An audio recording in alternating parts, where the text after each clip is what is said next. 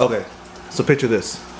You're trying to feed your new fish floating foods, because this fish, typically eats flakes, pellets, certain foods that float at the surface of the aquarium. Let's say, for example, you have an overflow, right? Typically in big tanks, you would have an overflow to a sump, if that's just how you choose to filter your aquarium, like I do.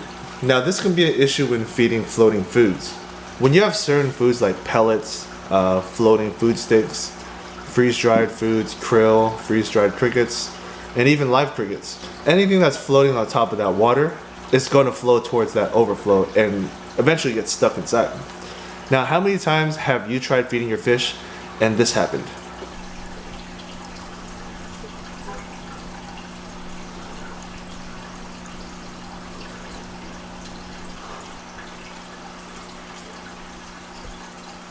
I've tried different ways of blocking off that overflow with screens, large pore sponges, and certain things that make somewhat of a barrier around that. But A, that kind of messes with the filtration because it messes up with flow.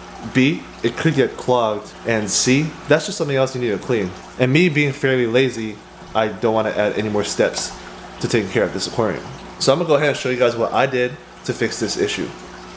The first thing we did was grab a bowl, and a pretty big bowl to be exact, and just to make sure this bowl needs to be plastic. It's better to have a bowl that has somewhat of a rim on the top of it, and we're going to be cutting the bottom end of this off. The reason for this is because a bowl is typically light, and if it's plastic, it will definitely float. And the reason why I want the ring around the lip of the bowl is because some plastics do sink, and in that case, the ring will actually house somewhat of an air pocket, which keeps the bowl afloat. Now at this point you're probably thinking, oh, this is just a feeding ring. You can buy this on Amazon, right? The ones on Amazon are fairly small. Usually the ones on Amazon, like the little blue one, is the size of a playing card. This is for people that have smaller tanks, or maybe even for fish that are fairly small. But what if you have bigger fish? This is the option that I went with when it came to making a feeding ring for bigger fish, especially in a bigger aquarium. And going with this route is also pretty much free. You might have some plastic bowls laying around your house, the ones that are disposable that you have for parties and stuff like that, or you can just go to the dollar store and pick like a whole pack up for $1. And the reason why I didn't buy the small feeding rings on Amazon is because I'm dealing with fish that's going to grow to be 12 inches or bigger. And if I'm going to be feeding with a feeding ring that's the size of a playing card, that's going to be an issue when it comes to everybody striking that area at the same time. So I wanted a bigger diameter, and this is why I chose the bowl. It's consistently flat. It was just a bowl that I had laying around the house, and it's disposable. If I ever don't want to use it again, I just throw it away. And if I just want a bigger one, I'll find a bigger bowl. It's as simple as that. I was going to use a styrofoam. I was going to go and get a styrofoam sheet and cut out a circle or cut out a square that was big enough to be on the left side of my tank. But the reason why I went with this disposable bowl is because I'm only using this to train the needle-nose guard, and eventually he won't need the bowl anymore. And then there's a reason why I have the ring in the very front of the aquarium. I want all the fish to be in the front of the aquarium when I'm near it.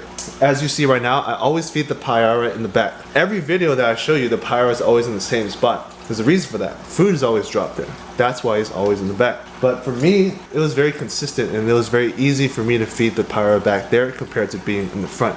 I noticed with the pyara, every time I'm here, he's always looking in that corner waiting for me to drop in an anchovy.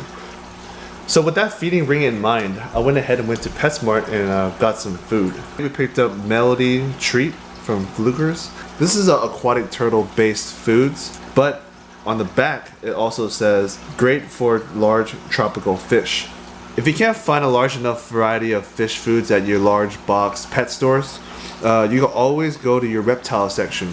Usually reptiles eat the same type of insects, so you'll always be able to find different types of freeze-dried goods for your fish in the reptile section.